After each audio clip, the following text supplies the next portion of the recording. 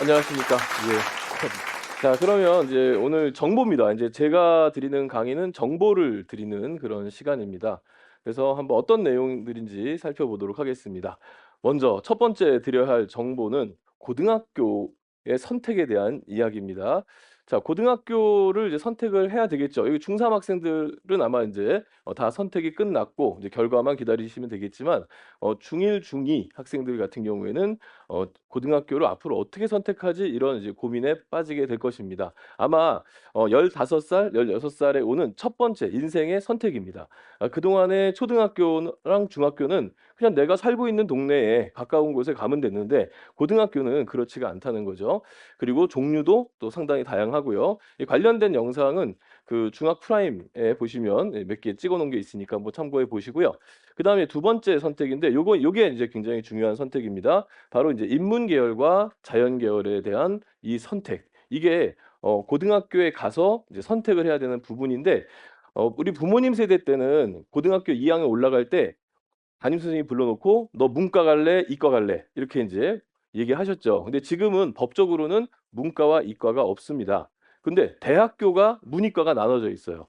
대학은 문과대학, 자연대학, 공과대학, 의과대학 이런 식으로 나눠져 있기 때문에 내가 대학을 준비하는 그 과정에서 어떤 고등학교 때 어떤 수업을 듣느냐 이게 인제 지금 요즘의 계열입니다. 그래서 법적으로 정해진 계열은 없지만 '나는 문과 쪽 대학을 가고 싶다.' 하는 친구들은 보통 이제 사회 교과목 중심으로 고등학교에 가서 선택 과목을 하게 되고요. 그리고 공대나 자연대 쪽을 가고 싶다 하는 친구들은 과학 과목 중심으로 선택을 하게 됩니다. 자, 여기까지는 뭐 어렵지 않죠. 근데 이제 여기서 우리 중학생들이 한 가지 해 줘야 할 것이 생깁니다. 그게 바로 뭐냐면 '나는 어 공대를 꼭 가고 싶어.' 또 '나는 의대를 꼭 가고 싶어.' 이렇게 생각하는 친구들은 중학교 단계에서 준비를 해야 된다는 거예요. 왜 그러냐? 사회 과목은요. 뭐 사회 과목 무시하는 게 아니라 사회 과목은 고등학교에 와서 준비를 해도 크게 늦지 않습니다. 그리고 사회 과목은 우리가 경험을 쌓으면 쌓을수록 굉장히 익숙해져 가는 개념들을 중심으로 배워요. 사실은 저는 학교에서는 역사를 가르치는데 그동안 제가 학생들에게 역사를 가르치면서 학생들에게 이해시키기 굉장히 어려운 개념이 있었어요. 그게 바로 계엄이었습니다. 근데 지금은 너무 이해를 아이들이 잘해요. 예. 사회 현상은 그렇게 쉽게 우리 주변에서 볼 수가 있습니다. 그런데 자연 현상은 쉽지가 않습니다. 자, 이 안에 공기가 지금 좀 따뜻하고 답답한 부분이 있죠? 그 왜 그럽니까? 입자 때문에 그런 거죠. 그리고 여러분들의 지금 활동 때문에 그런 현상들이 일어나잖아요. 하지만 보이지 않습니다. 과학은 보이지 않는데 존재하는 겁니다. 보이지 않는데 존재하는 원리가 있죠. 자, 이것은 내가 일부러 계속해서 공부해 주지 않으면 까먹게 되고 이해하기 어렵게 됩니다. 따라서 중학교 때라도 과학 공부는 꾸준하게 해야만 고등학교에 와서 과학을 적응할 수가 있습니다. 그런데 중학교에서 그럼 고등학교 책을 갖다가 보면 고등학교 교과서를 보면서 공부해야 되느냐? 그건 아니고 중학생답게 어 과학에 흥미를 끌 수 있을 만한 과학 관련 도서들을 많이 읽으시고 재밌게 접근하시다 보면 고등학교에 왔을 때 상당히 쉽게 재밌게 공부할 수 있게 되는 겁니다. 그래서 인문계, 자연계 선택 꼭 좀 기억해 주시고요. 그다음에 그에 이어서 인제 수업 과목이 선택이 되는데요. 결국 이것은 앞으로의 대학이라든가 전공이라든가 학생의 미래와 연관된 부분이라고 할 수 있겠습니다. 그리고 이런 선택이기 때문에 선택에는 반드시 책임이 뒤따른다라는 부분도 기억하시고요. 특히 고등학교를 선택하는 데 있어서 어떤 친구들은 '내가 선택한 고등학교 이게 과연 제대로 된 것인가?' 이런 이제 고민하는 친구들도 있는데 그런 고민하기 전에 이 학교에서 내가 얼마나 적응할 수 있는지 이 부분에 대해서 더 고민을 하셔야 되겠습니다. 고등학교하고 중학교하고 달라지는 것들이 있습니다. 어떤 것이 달라지느냐? 일단 등교 시간이 빨라져요. 등교 시간이. 왜 그럴까요? 자, 중학생들이 있는데 중학교는 1 시간에 몇 분짜리 수업이죠?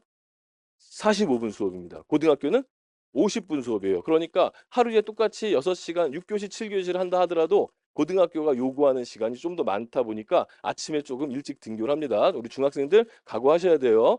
예, 그다음에 과목별로 성적이 나옵니다. 그래서 국어 잘하는 친구, 영어 잘하는 친구가 각각의 장점들이 그대로 드러날 수도 있고 어떤 과목을 선택하느냐에 따라서 총점에서 더 높은 성적을 받을 수가 있게 되는 거죠. 그래서 이제 선택 과목에 대한 부담이 생기는 겁니다.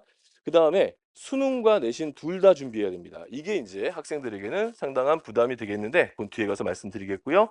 그리고 고등학교의 교육 내용은 초등학교, 중학교의 내용이 초등학교에 좀 가까운 내용이라면 고등학교의 내용은 대학에 가까운 내용입니다. 예를 들어서 고등학교 2학년 때 배우는 물리학이라는 과목이 있어요. 그 과목의 교과서에 목차를 펴보면 대학에서 배우는 일반 물리학과 목차가 동일합니다.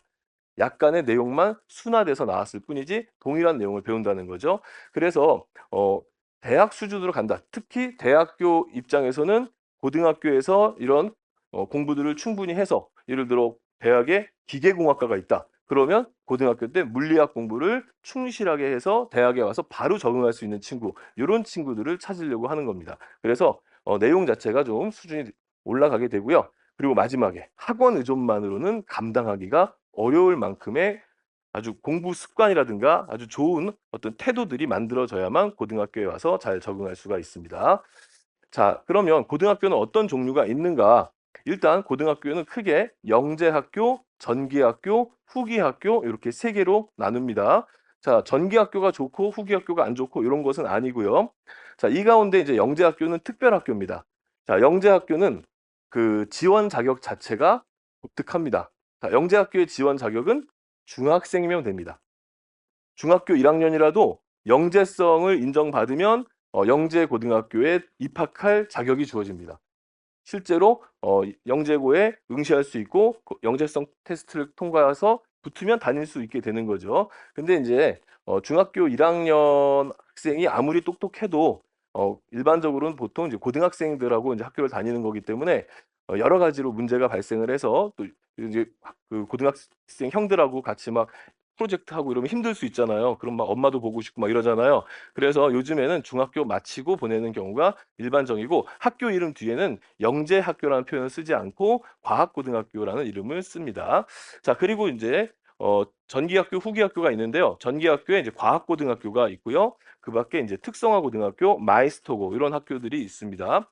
자, 특성화고등학교와 마이스터고 같은 경우에는 과거에 상고, 공고 이렇게 불렸던 학교인데요. 특성화고등학교는 그냥 일반적인 상고 공고고요. 마이스터고등학교는 졸업하면 무조건 취업을 해야 하는 그런 학교가 되겠습니다.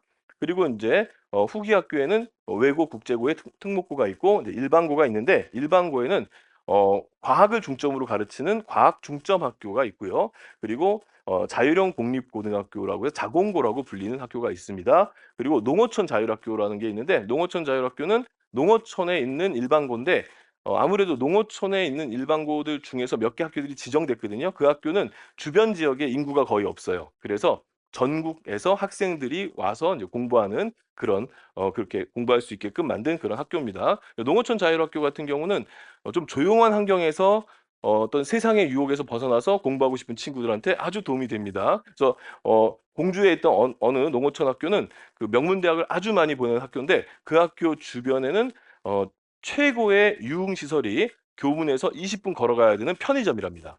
예. 그래서 그리고 또 핸드폰을 무조건 학교 수업하는 동안에는 수거가 되고요. 그래서 핸드폰 중독, 그다음에 PC방 중독 이런 친구들에게는 좀 도움이 될 만한 그런 학교겠죠. 예. 그다음에 인제 자율형 사립고가 있습니다. 자율형 사립고는 크게 전국 단위로 뽑는 자사고가 있고요. 이걸 이제 줄여서 전사고라고 하고요. 그다음에 광사고라고 해서 광역 단위, 그러니까 서울 지역 사는 학생들은 서울에서만 지원할 수 있는 학교, 경기도 지역 학생들은 경기도에서만 지원할 수 있는 학교, 이렇게 광역 단위 자사고가 있습니다. 그 밖에 인제 대안학교가 있고요. 여기서 인제 좀 궁금해할 만한 것이 영재고와 과학고와 과학중점학교가 뭐가 다르냐? 이제 이런 것들을 이제 궁금해하실 분들이 있을 텐데 자, 영재고는 말 그대로 영재가 들어가는 겁니다. 영재. 그래서 중학교 때 수학, 과학의 영재성을 보여준 학생. 그러니까 그 수학, 과학을 잘하는 학생이 아니라 수학, 과학에서 정말 탁월한 능력을 보여준 학생들이 영재성 검사라는 시험을 통해서 들어가는 학교가 영재학교고 영재학교는 학년이 없습니다. 들어가자마자 고3 형들이 배우는 수업을 고1 학생이 배울 수 있고요. 또 팀 프로젝트 중심으로 수업이 진행되고 이렇게 되면 평가하기가 어렵죠? 예. 등수가 나오는 성적을 매기지 않습니다. 그래서 뭐 90점 넘으면 A, 요 절대 평가로 80점 넘으면 B 이런 식의 이제 평가를 하는 곳이고요. 과학고등학교는 일반 고등학교랑 비슷한데 그냥 과학하고 수학을 중점적으로 가르치면서 수학, 과학을 잘하는 학생, 중학교 때 수학, 과학을 매우 잘하는 학생들을 평가해서 뽑는 그런 학교가 되겠고 학년도 1학년, 2학년, 3학년이 있고 성적도 상대 평가로 등급이 나눠져서 나오게 되는 게 과학고등학교입니다. 그다음에 과학중점학교는 전국에 한 100개 정도가 있는데 여기는 일반고 안에 한 2개 정도 학급에 중학생들 중학교 때부터 과학 공부를 해 보겠다라는 친구들을 따로 뽑아 가지고 따로 인제 뽑긴 뽑는데 시험으로 뽑는 건 아니고 희망하는 학생들을 받아서 이제 소위 말하는 뺑뺑이를 돌려 가지고 학생들을 선발하는 그런 방식이고 일반고 안에서 과학을 중점적으로 좀 더 많이 활동시키는 그런 학급이라고 보시면 되겠습니다. 자, 이런 고등학교 정보는 어디서 보실 수 있냐면은 이렇게 학교 알림이라는 사이트가 있고요. 그다음에 고입 정보 포털이라는 사이트가 있어요. 이 두 개 사이트를 활용하시면 고등학교와 관련된 다양한 정보들을 보실 수가 있고요. 그리고 고등학교 정보 중에서 뭐 여러 정보들이 있겠지만 저 학교 알림의 가운데 지금 그 파란 창이 있죠. 거기를 클릭하시면 학교마다 각 고등학교마다 지금 다니고 있는 학생들이 어느 정도의 과목별 평균을 보여주고 또 어느 정도 학생들이 몇 퍼센트가 그 과목에서 90점을 받고 몇 퍼센트가 80점대고 몇 퍼센트가 70점대고 하는 학생들의 지금 고등학교 다니고 있는 학생들의 현황이 그대로 드러나 있습니다. 그래서 내가 가고 싶은 고등학교, 우리 동네에서 내가 관심 있는 학교의 현황들을 보실 수가 있겠고요. 그런 현황들을 통해서 고등학교의 특징적인 모습들을 엿볼 수가 있습니다. 그래서 고등학교들을 쭉 살펴보면 학교마다 이제 몇 가지 특징들이 있는데요. 지금 요 위에 표에 나와 있는 1등급이라는 말은 그러니까 초등학교나 중학교에서는 잘 이해하기 어려운 개념일 수도 있습니다. 자, 1등급이라는 말은 이제 등급이라는 뜻이잖아요. 그러니까 등수에 따라서 학생의 급을 매기는 건데 중학교는 지금 절대 평가를 하고 있기 때문에 요런 개념이 없을 겁니다. 근데 어 1등급에서 이제 9등급까지가 이제 고등학교에 있고 현재 중학생들이 고등학교에 올라가면 1등급부터 5등급까지로 이제 나누기로 이제 발표가 됐죠. 근데 이제 9등급 안에서 1등급이 되기 위해서 어떤 고등학교의 특징들이 있느냐? 대체로 제가 살펴본 경험의 결과 대체로 남고의 경우에는 한 90점 정도 매번 시험에서 그 과목 시험에서 90점 정도 나오면 그 학교 전체에서 한 4~5% 안에 들어서 1등급이 나오더라 이런 뜻이에요. 그리고 여고는 95점. 여고가 좀 높죠. 왜 그럴까요? 여고 학생들은 공부를 안 합니다. 왜 안 하느냐? 제가 그거 확실히 알아요. 어떻게 알았냐면 저는 여고에 있는데 우리 학교 학생들이 중간고사, 기말고사 보는 날 아침에 와서 지들끼리 대화하는 거 보면 어젯밤에 공부를 아무도 한 애가 없어요. 안 했답니다. 어제 텔레비전 보다가 잤답니다. 예. 과연 그랬을까요? 꼭 그렇지 않죠. 자, 남학생들 어떨까요? "어제 나 공부 안 했어." 안 했습니다.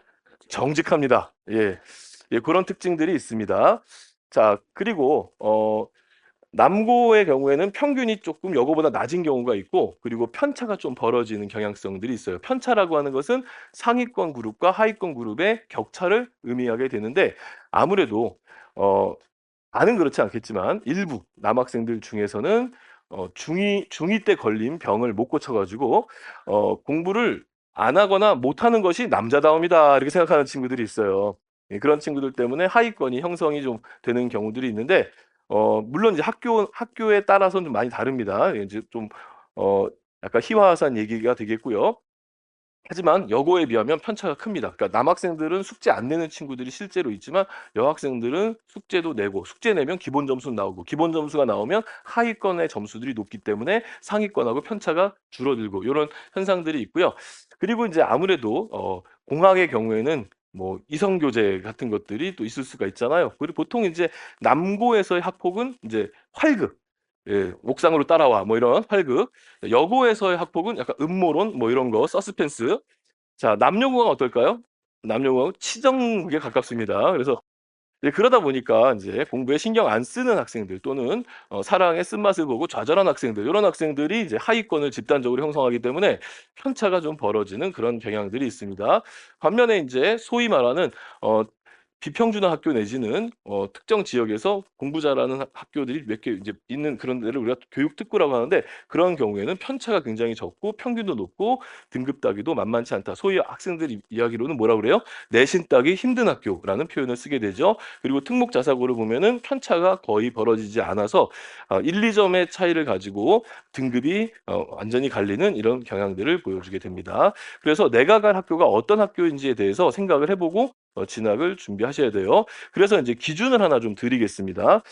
그 기준은 자존감과 자존심입니다. 요건 이제 아이들을 잘 아시기 때문에 우리 아이가 자존심이 센 아이인지 아니면 자존감이 높은 아이인지 이런 것들을 판단하실 수가 있겠죠. 물론 뭐 자존감이 높은 것이 굉장히 좋은 부분이긴 하지만 어쨌든 아이의 성향이라고 하는 것은 그런 이제 특징들이 있으니까 잘 파악하셔 가지고 우리 아이가 또 우리 학생들이 '난 자존감이 높다.'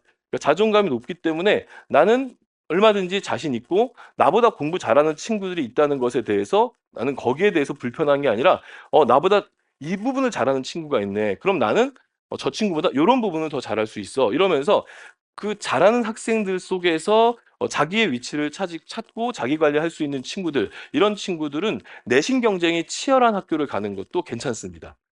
분위기도 훨씬 더 좋고요. 수업 분위기나 이런 것도. 반면에 자존심이 세서 숫자로 보여지는 부분이 남들보다 못하는 것에 너무 힘들어하는 학생들이 있어요. 실제로 있어요. 그런 학생들은 주변에서 어떤 고등학교가 좋다 나쁘다 이걸 떠나서 나에게 가장 내신 성적 딱이 좀 좋아서 내 눈앞에 보이는 수치적인 부분이 좀 나은 학교, 그런 학교를 보내는 게 좋습니다. 물론 어디를 가든지 자기 관리는 철저히 해야 되겠죠. 예, 그렇게 생각하시고 준비하시면 될 것 같습니다. 자, 그럼 고교학점제에 대해서 또 이해를 해야 되겠죠. 주제 자체가 고교학점제니까요.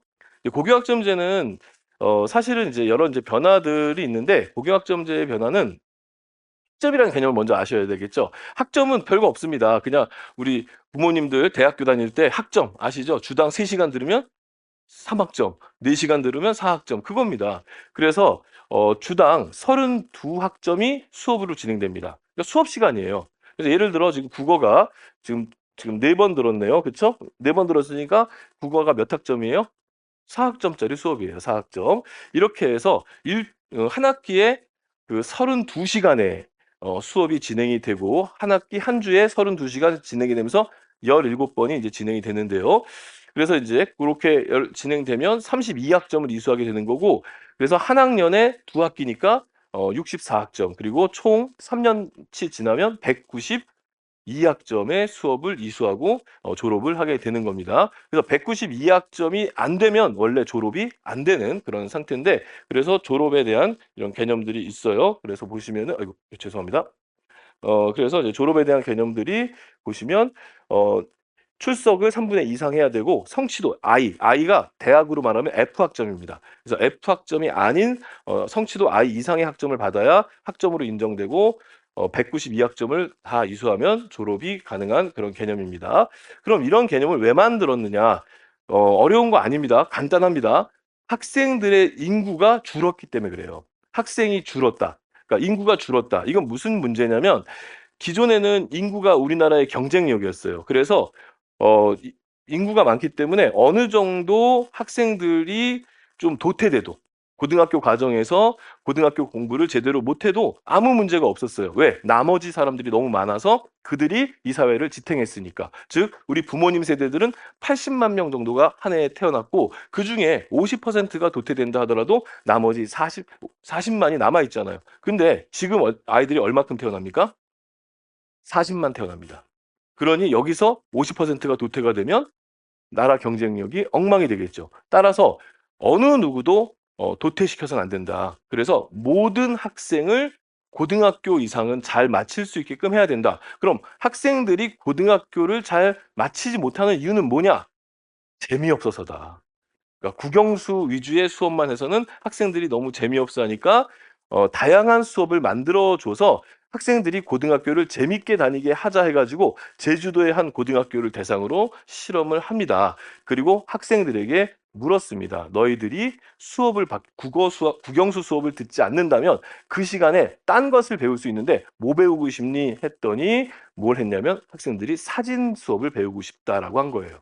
그리고 나서 3학년과 3학년 2학기 때도 관련 수업들을 고등학교에서 개설해 주니까 이 학교 학생들의 학교 만족도가 엄청 올라갔고 자퇴율이 현저하게 줄어든 거죠.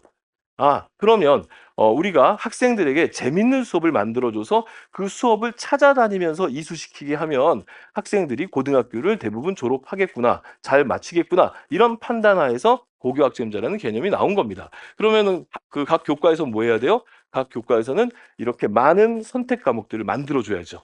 그동안에 있었던 단순한 몇 개의 선택 과목이 아니라 수많은 선택 과목들을 만들어 줘야 되는 겁니다. 그리고 여기 보시면 지금 사회하고 과학 교과에서도 어마어마한 선택 과목들이 만들어지고 있고요. 지금 저 노란색으로 보여주는 공통 과목은 고1 때까지 배우는 내용이고 2학년, 3학년 때는 학생들이 다양한 과목을 선택할 수 있도록 이렇게 많은 과목들을 만들어 주는 겁니다. 그래서 이제 실제로 설문조사도 해 봤어요. 설문조사를 해서 학생들이 그 학생들 입장에서 죄송합니다. 학생들 입장에서 그 "국영수를 하기 싫다면 어떤 과목 배우고 싶니?" 그랬더니 어 높게 나온 순위가 네일 아트가 나왔습니다. 그럼 뭐 그런 거 만들어 줘야 되는 거죠. 그러면 네일 아트 선생님을 뽑아 가지고 만들어 줄 수도 있는 겁니다. 근데 이렇게 되면 뭐가 문제냐면 대학이 문제인 거예요. 자, 전자공학과에서 아이를 뽑으려고 하는데 "넌 고등학교 때 뭐 배웠니?" "네일 아트 배웠습니다." 뽑을 수가 없잖아요. 그래서 대학들이 다 좋은데 "원하는 수업 들어. 여기 수많은 수업 중에 원하는 거 들어. 단 이 학과를 오기 위해서는 요 수업을 좀 들어 줘." 이렇게 된 게 핵심 과목, 권장 과목입니다. 이건 이제 2015 교육과정 하에 과목으로 지금 났고 대학들이 지금 바꾸는 작업을 하고 있어요. 그래서 나중에 인제 요 부분들이 더 많이 바뀔 겁니다. 예를 들어서 "컴퓨터 학과를 오고 싶어?" 그러면 "좋아. 너 네일 아트 들어도 좋고 뭐 보컬 트레이닝 해도 좋고 뭐 사진 수업 들어도 좋은데 단 이거는 꼭 들어 줘." 예. 이게 이제 바로 핵심 권장 과목이라서 고교학점제를 대하는 어렵지 않은 방법. 내가 좋아하는 과목과 내가 대학 가고 싶은 학과, 대학의 학과 거기서 요구하는 과목을 잘 구분해서 선택해서 들으면 된다. 물론 가장 좋은 것은 내가 원하는 대학과 거기서 원하는 과목과 그리고 내가 원하는 과목이 일치하면 가장 좋은 거고 그렇지 않다 하더라도 이렇게 핵심 과목들을 만들어서 이런 핵심 과목들은 이수할 수 있도록 하자. 이게 바로 고교 학점제의 취지가 되겠습니다. 그리고 대학 입장에서도 이것 때문에 이렇게 공개를 한 겁니다.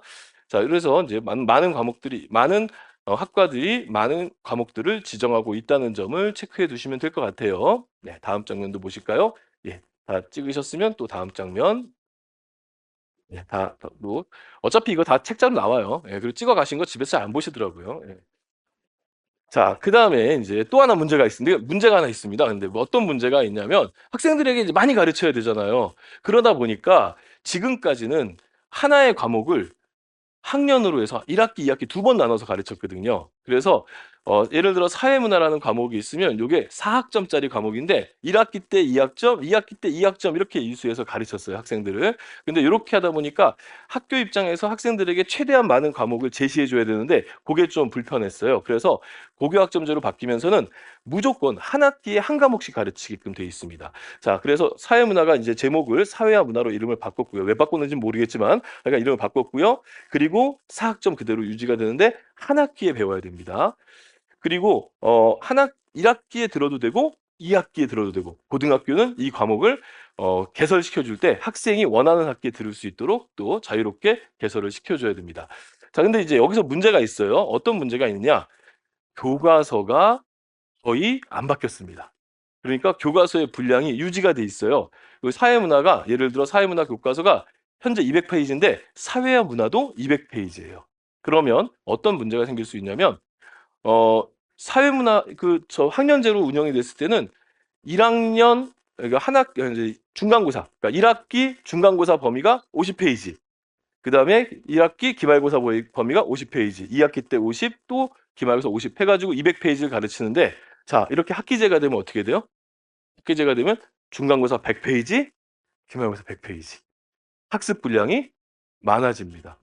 그래서 학교 수업에 집중하지 않으면 이 학습 분량들을 따라가기가 어렵다는 얘기가 나오는 거죠. 그리고 또 하나 문제가 있는데 그건 뭐냐면 고등학교부터는 이제 상대평가 등급이 나오잖아요. 예를 들어 우리 학교에 화학을 엄청 잘하는 애가 소문난 애가 이번에 1 학기 때 화학을 듣는다는 거예요. 그럼 나는 이번 1학기 때 화학을 선택해야 될까요? 말아야 될까요? 말아야죠. 어디로 가야 됩니까? 나는 이 학기로 도망을 가야죠. 학생들이 선택하는 그 과정에 있어서 약간의 눈치 작전도 있을 수가 있는 요런 문제가 사실 고교학점 문제 안에는 존재하고 있습니다. 근데 중요한 것은 학교들이 이제 운영하기 나름이지만 중요한 것은 학생의 공부량만큼은 확실히 늘어난다는 점이 중요한 부분이죠. 자, 그리고 등급이 나오는데 그동안에는 9등급제로 나왔어요. 수능은 여전히 이 9등급제로 나와요. 100명 중에 4등 하면 1등급, 100명 중에 11등 하면 2등급 이런 제도로 나오는데 보통 이제 학생들이 선호하는 대학을 가기 위해서는 1, 2등급 밀려나도 3등급 안에는 들어오는 게 지금의 특징이거든요. 그런데 요게 5등급제로 되면 딱 요성립니다. 그러니까 요 노란선 안에 들어온 학생들이 서울 수도권의 선호도가 높은 대학에 진학을 했거든요. 근데 5등급제로 바뀌면은 이제 3등급으로 벗어날 경우 좀 어려움이 있을 수가 있죠. 그래서 1, 2등급 안에 들어와야 된다는 것이 이제 필요한 포인트가 되겠습니다. 자, 그리고 이제 성적도 어떻게 나오냐면 이 원점수, 평균, 편차, 등급 이렇게 나오고 A, B, C, D, E의 절대평가도 나오는데 이 절대평가는 앞으로 과거에는 대학에 공개되지 않았어요. 하지만 앞으로는 공개가 됩니다. 그래서 90점 넘으면 A, 그다음에 80점 넘으면 B. 요 중학교 때의 성적처럼 A, B, C, D, E 절대평가 성적도 나오고 그다음에 상대평가인 등급도 나오고 그래서 두 가지를 병기한다라고 되어 있고요. 여기 I에 해당되는 것은 F 학점에 해당되는 건데 전체 시험에서 40점 미만을 받으면 I 학점이 돼서 또 출석을 3분의 2 이상 하지 않으면 역시 I 학점 미수가 돼서 뭐 해야 되느냐? 뭘 하냐면은 보충 수업을 들어야 됩니다. 그래서 친구들 집에 갈 때 학교에 남아서 보충 수업을 해야 되는 부분이 있어요. 그래서 공부를 참 안 하기도 뭐하고 막 그런 애매한 이런 상황이 벌어지니까 중학생들에게 꼭 당부하고 싶은 것은 고등학교를 준비하는 것은 결국 좋은 습관들을 만들어 놓는 것. 그래서 중학교 때부터도 항상 학교 끝나면은 예복습하고 그다음에 배웠던 것에 대한 그 문제풀이까지 이어지면서 항상 그 자신의 공부를 하루에 미루지 말고 그 하루하루를 챙겨 놓을 필요가 있는 거죠. 자, 그러면 2028년도 이후에 대입법에 대해서 알아보겠습니다. 2028년도 이후라는 것은 지금 중3 학생부터 해당이 되는 겁니다. 자, 대학 입시의 원리가 있습니다. 대학 입시의 원리는 대학을 가고자 하는 학생과 그리고 모집 인원으로 나눠지는 거예요. 이게 그래서 지금 실제 수능 응시자가 45만 명쯤 되거든요. 근데 그 응시자를 대학 모집 인원으로 이렇게 나눠보면 내가 만약에 메디컬 계통을 가고 싶다. 그러면 전국에서 7,000등 안에 들어와야 됩니다. 전국 7,000등이면 비율적으로 보면 1.5% 이내에 들어와야 되는 거고요. 그리고 서연고 급의 대학을 가고 싶다. 그러면 전국 4% 안에 들어와야 되겠고요. 그다음에 서성한급이다. 그러면 6%, 그다음에 중경 외시급이다. 그러면 한 8에서 9% 정도 들어와야 되는 거죠. 저 뒤에 GD 유캔이라고 되어 있는 건 뭐냐면 지스트, 디지스트, 유니스트, 캔텍 해서 광주가기원, 대구가기원, 울산가기원, 그다음에 한국에너지공과대학 여기를 얘기하는 겁니다. 그래서 이렇게 학교들을 가기 위해서 이 정도 수준에 들어와야 되는 거고 그러면 고등학교에서는 이 정도 수준으로 들어오고 있는지 없는지에 대해서 늘 체크하는 이런 단계들이 있습니다. 그리고 이제 대학 입시에는 크게 기본적인 전형이 있는데 요 노란색 위에 있는 요 부분은 수시로 뽑는 거고요. 요 아래는 수능 위주라고 써 있는 것은 정시로 뽑는 전형을 이야기합니다. 자, 수시는 그 내신을 중심으로 해서 선발을 하는 경우가 일반적이고 거기에 대학별 고사인 논술이 있고요. 그다음에 정시는 수능 성적을 가지고 과거처럼 수능 성적 높은 순으로 선발을 하는 그런 방식이 되겠죠. 그리고 이제 내신을 가지고 뽑는 전형도 순수하게 내신만 갖고 뽑는 전형이 있고 내신에다가 출결에다가 창의적 체험 활동, 그다음에 교과세 특, 종합응용까지 포함하는 이런 전형이 있어요. 그리고 내신으로 선발할 때는 보통 어떻게 선발하냐면 예를 들어서 국어가 1등급이고 수학이 2등급인 이런 학생들, 이 학생의 그동안 받았던 등급의 평균을 냅니다. 그래서 만약에 1.5등급 학생이다. 그러면 4등급보다는 못한 학생이고 1.6등급보다는 잘한 학생이 되는 거예요. 그래서 요 등급 가지고 평가를 받는 게 내신 전형이 되겠고요. 실기 및 노란색으로 되어 있는 실기 특기 위주는 말 그대로 은미체 실기 전형을 이야기하는 겁니다. 그리고 수시에도 뽑을 수 있고 정시에도 뽑을 수가 있어요.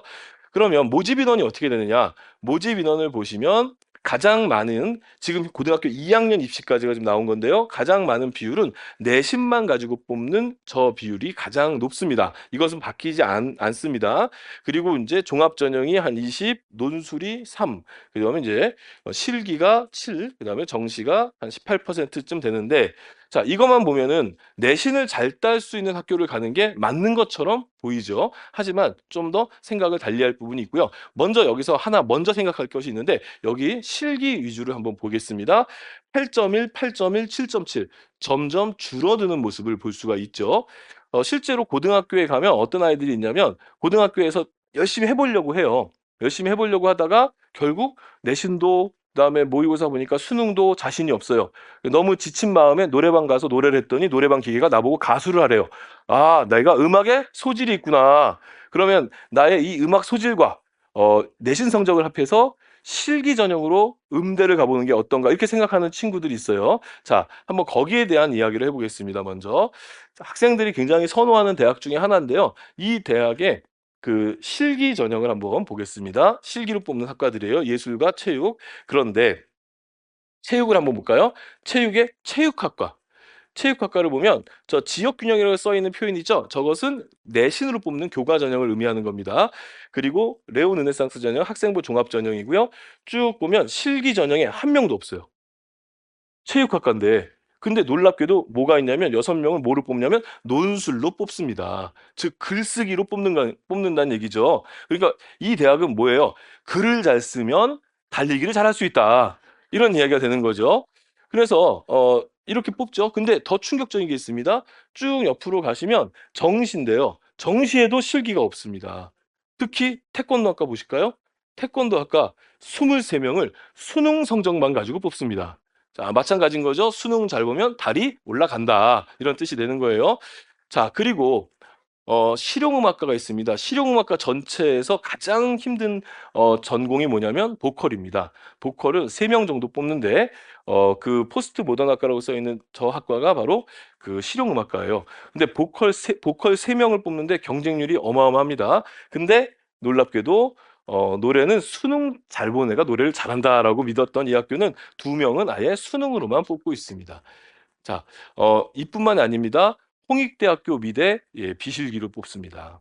그러니까 지금 점점 실기는 주는데 그 실기 학과를 내신 성적이나 수능 성적으로 뽑기 때문에 우리 학생들이 정말 내가 은미체에 영원히 진짜 평생을 내가 거기에 헌신을 다해서 쏟아부을 각오가 돼 있는 학생이 아니라면 우리가 은미체를 생각할 때 좀 달리 생각해 볼 필요가 있는 거예요. 비싼 실기 비용보다는 이렇게 수능 성적, 내신 성적이 좋으면 갈 수 있는 기회들이 많다는 점도 명심해 주시기 바라겠고요. 자, 분명히 전체적인 전형에서는 전국적인 전형에서는 내신 전형 엄청 많았잖아요. 그런데 학생들이 선호하는 대학, 이 대학들의 특징이 뭐냐면 학생들이 여기를 붙으면 열심히 야구 잠바 입고 다니는 그런 대학입니다. 자, 이 대학의 특징을 보니까 내신 성적으로 뽑는 비중이 10%대밖에 안 돼요. 분명히 전국적으로는 45%인데 이 서울 수도권의 주요 대학은 10%밖에 안 됩니다. 이건 왜 그러느냐? 이들 대학에서는 각 고등학교마다 내신 따기가 쉬운 학교, 어려운 학교가 존재한다는 걸 알고 내신 성적을 신뢰하지 않는 거죠. 네가 아무리 내신 1등급이라도 다른 어떤 근거를 갖고 와. 뭘까요? 수능에서 한 두세 개 정도 2등급, 3등급 받는 것을 요구하는 경우가 많이 있죠. 어쨌든 뽑는 비중이 한 10%밖에 안 되고요. 종합 전형이 20%대가 아니라 35%, 수시 전체에서 차지하는 비중은 50%가 훨씬 넘습니다. 그리고 정시, 수능 중심의 전형이 40%. 자, 이 상위권 대학을 가기 위해서는 우리에게 뭐가 필요하냐? 자, 이 안에서도 교과 전형에 연세대, 고려대, 서강대, 성균관대, 한양대 모두 수능 최저가 있고요. 종합 전형에서도 연대, 고대 수능 최저가 있습니다. 논술 전형 대부분의 수능 최저가 있고 정시는 당연히 수능 가지고 뽑는 거죠. 자, 이 안에서 우리가 가장 고민해 봐야 될 부분이 바로 뭐냐면 수능입니다. 수능. 그래서 중학교 때부터 고등학교에 갔을 때 수능을 어떻게 하면 잘 대비할 수 있는 학생이 될 것인가? 이게 이제 중요한 포인트가 되는 거예요. 자, 그래서 교과 전형이라고 하는 게 내신으로 뽑는데 실제로 지금 한 보시면은 한 2점 한 3, 4, 5등급 때까지가 이제 서울 주요 대학들을 합격을 하게 되는데 여기서도 학교의 급이 나눠지는 것을 보시면 수능을 몇 개 정도로 최저 학력 기준을 맞출 수 있느냐가 포인트가 되는 거죠. 자, 그리고 대부분이 이제 저 2.6등급 위로 올라와 있잖아요. 요게 이제 중학생들이 지금 중학생들이 고등학교에 가면은 1등급을 받아야 되는 범위가 되겠습니다. 그리고 여기가 이제 한 1.7등급 정도 이래야만 내신 성적으로 서울권 대학에 진학이 가능할 것으로 예상이 되는 겁니다. 자, 반면 또 학생부 종합전형은 얘기가 좀 달라요. 뒤에 가서 말씀드리겠지만 학생부 종합전형은 지금 여기에 보시면 요쪽에 예. 그러니까 수능은 상관없이 서류 평가에서 우수하냐에 따라서 지금 앞서 교과 전형과 다르게 내신 성적이 좀 낮더라도 상위권 대학에 진학하는 경우들을 볼 수가 있습니다. 그래서 학교 생활을 어떻게 할 수 있느냐, 해 주느냐 이게 중요한 포인트가 되는 거예요. 그래서 이제 여기에 가면 이제 1등급, 2등급 중학교 학생들 내신으로는 요런 정도로 준비가 되셔야 될 것 같습니다. 자, 그러면 이제 수능이 제일 중요하다고 그랬죠? 그럼 빠르게 수능에 대한 이야기를 해보도록 하겠습니다. 고등학교 1학년에 가면은 이제 전국연합학력평가라는 모의고사를 보게 됩니다. 시험의 내용은 지금까지의 고등학교 수능은 선택 과목과 공통 과목으로 구성됐는데 앞으로 수능은 공통 과목만 가지고 시험을 보게 되고요. 탐구의 경우에 고1 때 배우는 통합사와 통합과학이 수능 과목으로 이제 됐습니다. 그리고 영어, 한국사, 제2외국어는 절대평가. 그래서 상대적인 점수가 나오지 않고 절대평가로 90점 넘으면 1등급 이런 개념으로 그 수능 성적이 나오게 됩니다. 자, 그 중학교 1학년 가면은 3월 달에 갑자기 선생님이 우리 다음 주에 시험 본다 이렇게 얘기를 해요. 그러면 학생들이 시험 범위는요? 그럼 없다 그런 거 이렇게 얘기를 합니다. 근데 그 시험 시간은요? 시험 시간은 아침 8시 40분에 시작해서 오후 4시 반에 끝나. 아주 기절하는 시험이 있는데요. 요게 바로 전국연합학력평가라는 시험이고 수능과 똑같은 모의고사 시험이 되겠습니다. 그래서 총 4번에 걸쳐서 모의고사를 보게 되고요. 고등학교 3학년에 가면은 여기서 한 2개 정도 더 보게 됩니다. 그래서 이제 이런 시험을 보게 되는데 시험의 답안지는 이런 식으로 생겼어요. 근데 하루 종일 보니까 애들이 너무 힘들잖아요. 그래서 가끔 여기서 자신의 숨겨진 예술적 재능을 발견하는 친구들도 있어요. 네. 자, 근데 요 시험이 끝나고 나면은 요렇게 성적표가 나옵니다. 한 달 뒤에 무지무지한 성적표가 나와요. 이런 성적표를 받으면 이건 이제 그 제가 고3 학생들 강의할 때 또 고3 부모님들 강의할 때 이거 보여주면 부모님들이 되게 생소하게 봐요. "저게 뭔가요?" 이렇게 보는데 이거는 저희는 이 모의고사가 끝나면 한 달 뒤에 요 성적표를 발급해서 그 학생의 손에 쥐어 주거든요. 그러니까 만약에 요게 고3 때까지 요런 식의 성적표를 받지 못했다면 이것은 배달 사고가 났다라고 보시면 돼요. 자, 여기서 이제 뭐 몇 가지 중요한 정보들이 있습니다. 근데 수능도 그렇고 모의고사도 그렇고 평가를 할 때 어떻게 평가하냐면 저 원점수는 중요하지 않습니다. 이 표준 점수라는 것이 있는데 요걸 뭐 100% 지금 다 이해할 수는 어렵겠고요. 그냥 간단하게만 말씀을 드리면 그 고등학교의 모의고사는 그 항상 전국적인 나랑 같이 시험 보는 전국적인 아이들 속에서 내가 어느 정도 위치하느냐를 평가하는 시험이기 때문에 앞서서 봤죠. 그러니까 그 45만 명이 응시했을 때 7천 등 안에 들면은 메디컬 계통 갈 수 있고 이런 거잖아요. 그래서 자기랑 같이 시험 본 애들의 평균 속에서 내가 얼마나 잘했느냐 못했느냐를 평가하는 점수가 표준 점수예요. 그리고 내가 정확하게 평균 값에 있으면 100점이 나오고 평균보다 잘했으면 100점보다 조금 높은 점수가 평균보다 못했으면 100점보다 좀 낮은 점수가 나오는 게 저 표준 점수입니다. 그럼 저 표준 점수를 뭐 하느냐? 표준 점수로 응시한 학생들 모든 학생들의 줄을 세워요. 석차를 매겨요. 석차를 매겨 가지고 이것을 활용해서 100분위 점수가 나옵니다. 자, 표준 점수 108점이니까 그 평균에서부터 그렇게 높은 학생은 아니죠. 자, 100분위를 보니까 59% 이렇게 되는 겁니다. 그리고 이 100분위를 가지고 뭐 하냐면 등급을 매기게 됩니다. 그래서 등급이 뭐 1등급, 2등급, 3등급 이런 등급이 나오는 건데 그 기준이 표준 점수가 되는 거고요. 이런 이제 표준 점수를 이용해서 이제 전국적인 어떤 위치들 여기 보시면 전국적인 위치가 대략 몇 퍼센트다라는 위치가 있고요. 그다음에 여기 난수표처럼 나온 부분이 뭐냐면 그 틀린 문제. 예를 들어서 저 국어의 17번을 볼까요? 국어 17번에 학생은 3번이라고 했는데 정답이 2번이었대요. 그래서 틀렸답니다. 그런데 D라고 돼 있어요. D는 난이도. 그래서 A는 가장 쉬운 문제 10명 중에 9명 맞추는 문제. B는 10명 중에 7명 맞추는 문제. 그다음에 C는 10명 중에 대여섯 명 맞추는 문제. 이렇게 해서 저 D는 10명 중에 한 3명 정도 맞추는 문제가 되겠어요. 가장 어려운 것은 E인데 E는 10명 중에 1명 정도 맞추는 문제가 되겠습니다. 이걸 통해서 학생은 뭘 알 수 있느냐? 국어만 한번 예를 들어볼까요? 쭉 보시면 대부분 A, B, C, D에서 D만 앞쪽에서 D만 한 두 개 틀리고 D도 뒤쪽으로 가면은 계속 맞춰요. 근데 맨 뒤쪽으로 가가지고 41번 A 문제는 틀렸어요. 그 다음에 43번, 44번도 B 문제는 틀렸어요. 자, 이 학생 뭐가 문제일까요? 시간 안배가 안 된 겁니다. 뒷문제 찍은 거예요. 이 학생 공부할 때 시간 안배하는 훈련을 해서 하면서 공부를 해야 되는 거겠죠. 이게 이제 이런 성적표 안에 다 담겨진 정보들이 되겠습니다. 그리고 수능 출제 원리가 있어요. 앞서서 우리 국영수 선생님들이 말씀을 해주셨는데 수능 출제 원리가 과거하고 좀 다른 거죠. 그러니까 이미 수능 점수 자체도 과거에는 틀린 점수 까고 그 다음에 맞춘 점수를 가지고 석차를 매겼지만 지금은 표준 점수다. 그 다음에 두 번째는 출제 원리도 다릅니다. 과거에는 이런 시를 배웠다면 이 시를 공부했는지 안 했는지 확인하는 것이 과거의 시험이었어요. 그럼 어떻게 확인하면 될까요? 확인하는 방법은 시 가운데 예를 들어 하늘에다가 구멍을 뚫어 놓고 시험 문제 뭘까요? 다음 중 괄호에 들어갈 단어가 뭐냐. 즉 80년대 90년대에는 이런 시를 공부했는지 그래서 어, 어떤 학생이 맞춰요? 시를 통째로 암기한 학생이 맞추는 거죠. 한 번 보고 두 번 보고 반복적으로 봐서 암기한 학생이 맞췄으니까 공부했구나. 자, 그런데 지금은 어떠냐? 지금은 이 시를 공부했어? 그러면 시를 읽는 능력이 이 시를 공부 안 했을 때에 비해서 이 시를 공부했으니까 시를 해석하고 읽어내는 능력이 성장했겠네? 그럼 다른 시도 한번 해석해봐. 이게 지금의 수능 문제입니다. 그래서 수능은 학습 목표 그리고 그 학습을 통해서 성장한 사고력을 측정하는 시험이라고 보시면 되겠습니다. 자, 국어 같은 경우에는 또 실용적입니다. 비문학이라고 하는 시험이 있는데 그 시험은 저렇게 정보를 파악하는 거예요. 우리가 가전제품을 사서 그 설명서를 보고 그 안에 정보를 파악하듯이 저런 그 설명글이라는 것을 읽고 정보를 파악하는 게 국어 문제 출제 많은 유형이고요. 영어는 이제 추론형의 문제가 있고요.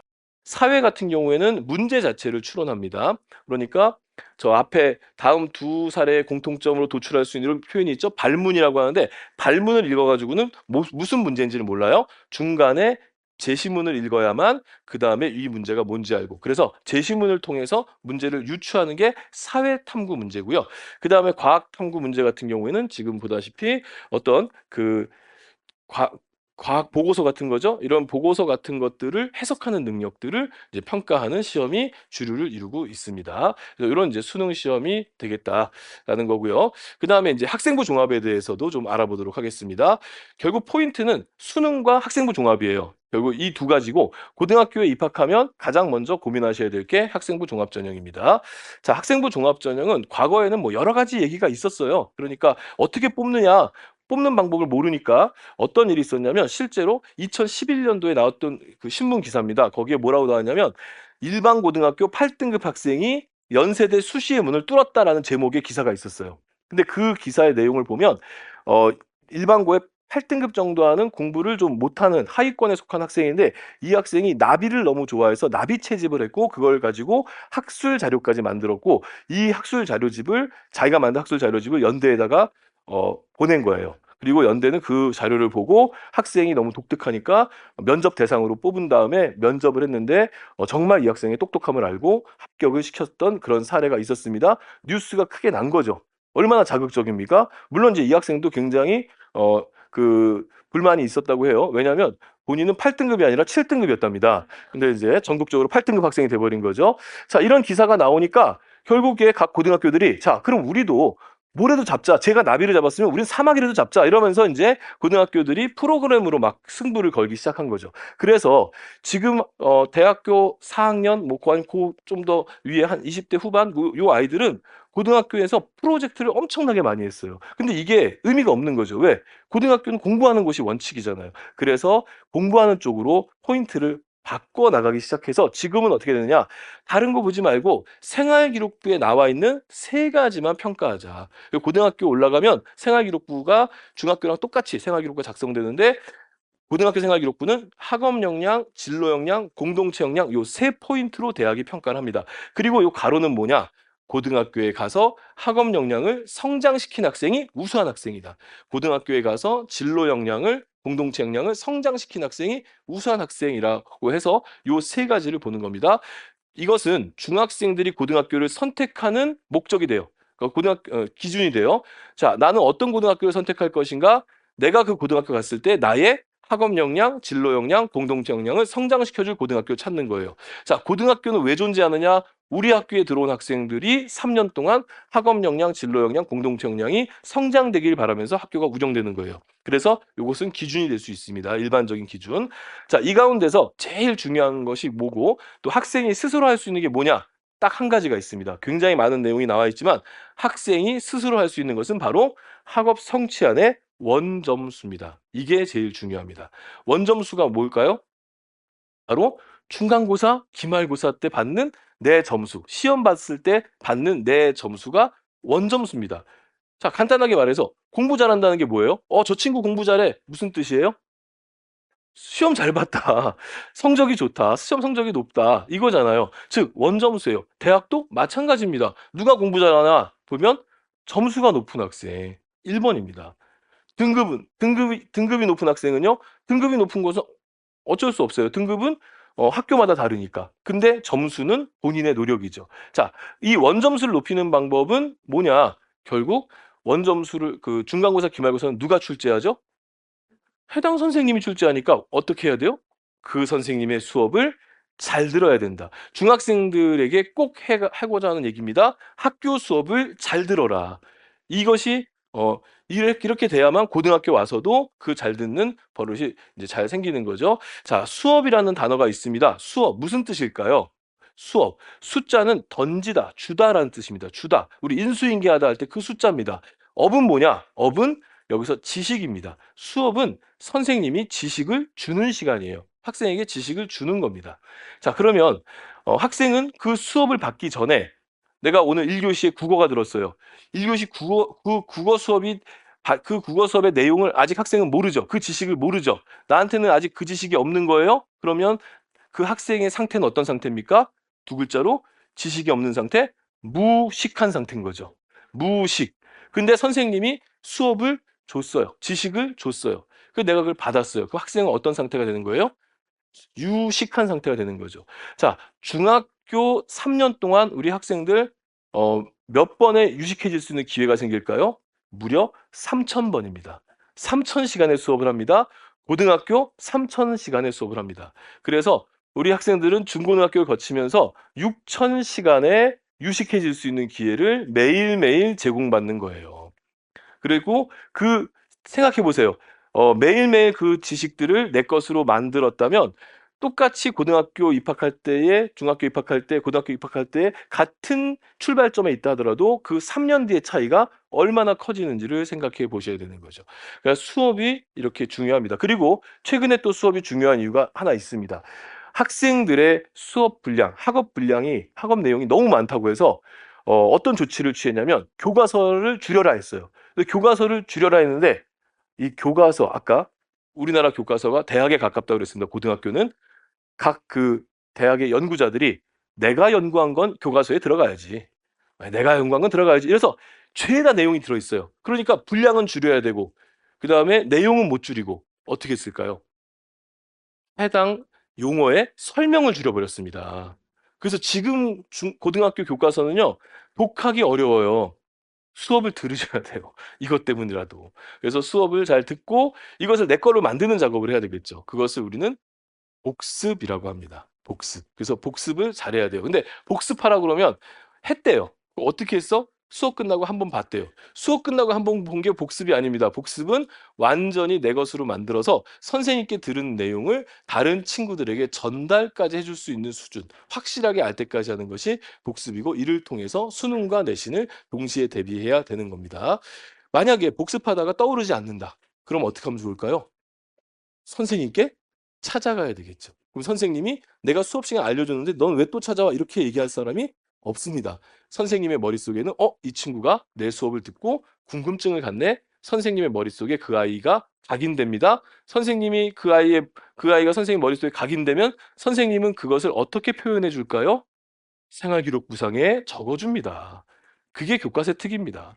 그래서 학교 수업을 듣는 것에서 모든 출발이 시작된다는 것을 명심하셔야 되는데, 수업을 못 듣는 이유는 뭐냐? 버릇이 안 들어져서 그런 거죠. 습관이 안 좋아서. 그리고 수업을 안 들어 놓고 내가 끝나고 학원 가서 보충하면 돼. 미루고 이런 것들이 문제가 된다는 거죠. 그러지 말고 그 안에서 학교 안에서 해결을 하시기 바라겠습니다. 자, 진로입니다. 고등학교에 와서 가장 고민되는 게 진로 찾기가 또 고민이 됩니다. 근데 중학교 때도 마찬가지겠지만 학생들은 매일같이 마음이 바뀌고 또 현실을 마주하게 됩니다. 따라서 진로를 찾기 위해서는 우리 사회에 대한 이해도가 많이 올라가고 통찰력이 있어야 됩니다. 요거는 우리 부모님들 같이 해주실 수 있어요. 자, 우리 자녀들하고 어떤 대화를 많이 하시나요? 대화 주제가 뭔가요? 주로 이제 우리 요즘 많이 바뀌었지만 아버님들은 바쁘시니까 가끔씩 이제 그 아이들과 식사하는 시간이 이제 적은 경우가 있죠. 그래서 저녁 때 가끔 오랜만에 이제 자녀와 함께 밥을 먹다 보면 뭔가 말은 해야 되겠고, 그래서 갑자기 튀어나오는 말이 본의 아니게 너 이번에 몇 점 받았니? 그럼 바로 그 순간 식사 끝. 아시죠? 자, 우리 엄마들은 주로 너 학원 몇 시에 끝나? 몇 시에 태우고 갈까? 이게 이제 주제지 않습니까?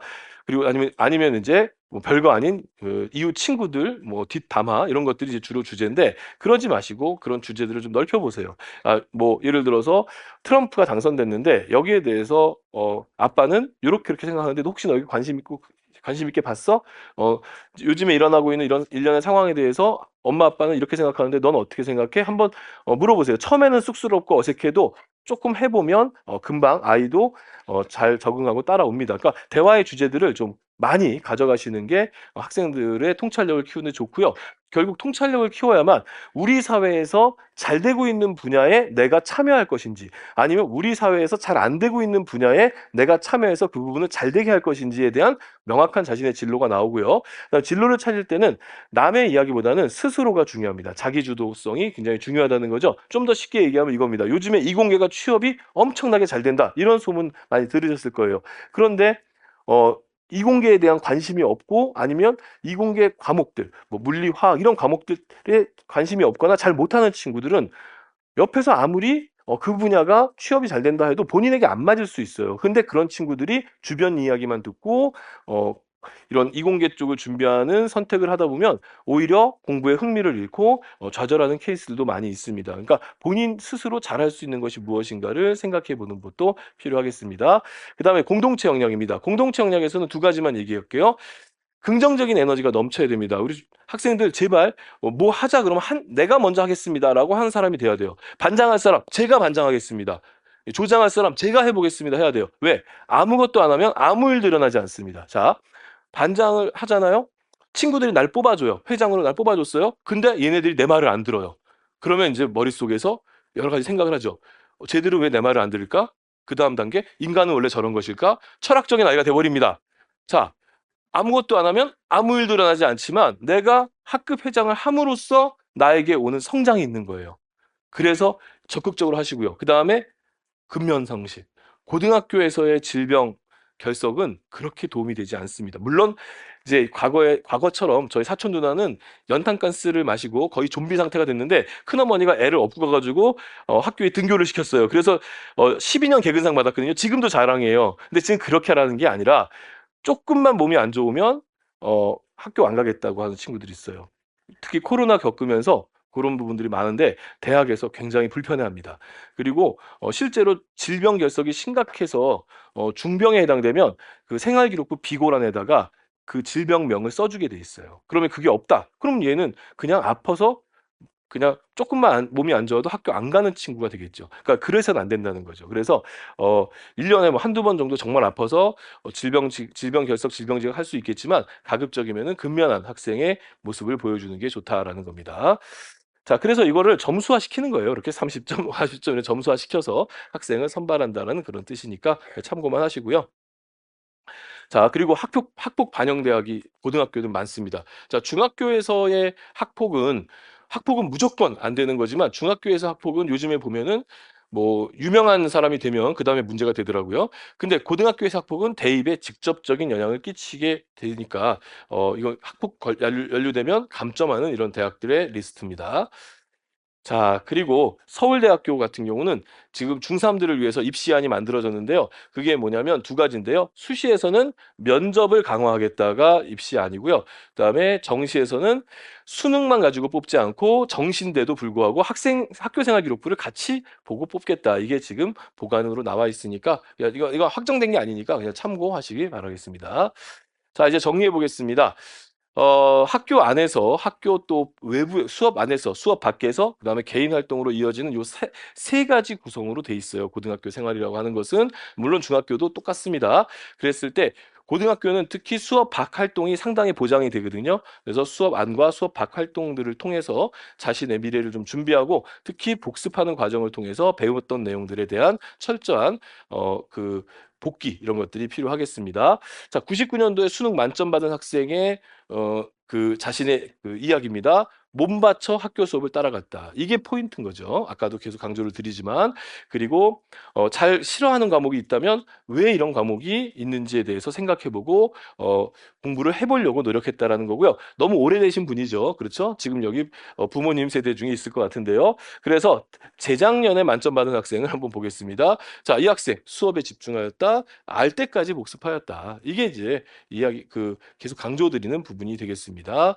그래서 상위권 학생들의 특징을 보면 들으면 복습하는 거예요. 학원 수업조차도 들었으면 복습하는 거예요. 들으면 복습한다. 수업에 집중하고 예습과 복습한다. 어떻게 풀었는가 관심을 갖는다. 확실히 이해될 때까지 공부한다. 이겁니다. 그리고 부모님들의 역할이 또 있겠죠. 부모님들은 아이들의 고민도 좀 잘 들어주시고 특히 인제 칭찬도 좀 많이 해 주시고 하라는 거죠. 즉 아이들의 모습은 지금의 모습이 전부는 아닙니다. 지금 답답한 모습을 보여주는 친구들이 있고 지금도 정말 너무 잘하는 친구들이 있어요. 근데 그 부분이 영원하진 않습니다. 지금 답답한 모습을 보여준다 하더라도 얼마든지 바뀌어 나갈 아이들인데 이 시간을 참지 못해서 손찌검이라든가 아니면 마음에 상처를 주는 이야기를 해서 건널 수 없는 선을 넘기시면 곤란합니다. 그리고 칭찬도 좀 많이 해 주시고 고민도 많이 들어 주시기 바라겠습니다. 그러니까 소통이 돼야 된다는 거죠. 그리고 성적이 떨어졌다고 해서 혼난 적이 없다. 제가 볼 땐 성적이 많이 안 떨어진 거예요. 그래서 덜어낼 수 있겠죠. 그래서 어쨌든 칭찬 많이 하고 가정의 화목한 분위기가 아이의 성적에도 좋은 영향을 끼친다. 그러니까 잔소리가 뭡니까?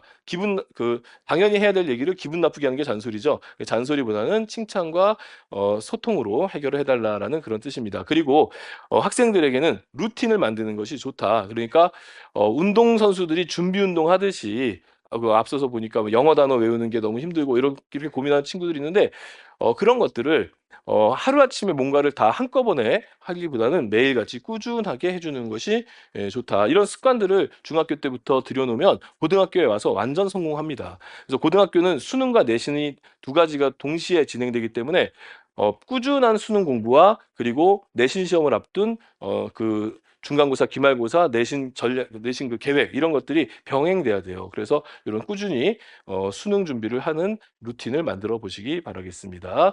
그래서 중학교 때의 버릇을 고쳐야 산다. 그리고 수업 잘 듣고 그리고 많은 교과목이 있는 고등학교인데 제대로 감당하면 아주 좋은 결과가 있을 거고 그리고 마지막으로 중요한 것은 태도라는 점을 좀 기억해 주시고 그리고 학생들은 주인공입니다. 여기 앉아 있는 학생들이 있는데 자, 우리 영화를 보면 주인공들이 잘 되길 바라잖아요. 그쵸? 주인공이 잘 되면 너무 기쁘고 손흥민 선수가 골 넣으면은 너무 기쁘죠. 나한테 월급도 올라가는 것도 아닌데 그렇듯이 우리 학생들은 주인공입니다. 뭐 미래의 주인공이 아니라 부모님이라는 관계 그리고 선생님이라는 관계에 여러분들은 그 영화의 주인공입니다. 그래서 여러분들이 잘 되면 부모님도 좋고 선생님도 너무 좋아하십니다. 주인공이니까. 그래서 여러분, 중학생 여러분들은 주인공이 된다는 그 마음으로 남은 중고등학교 생활 잘하시고 또 이후에 좋은 결과를 만드는 학생들 되길 바라면서 제 강의는 여기서 마치도록 하겠습니다. 감사합니다.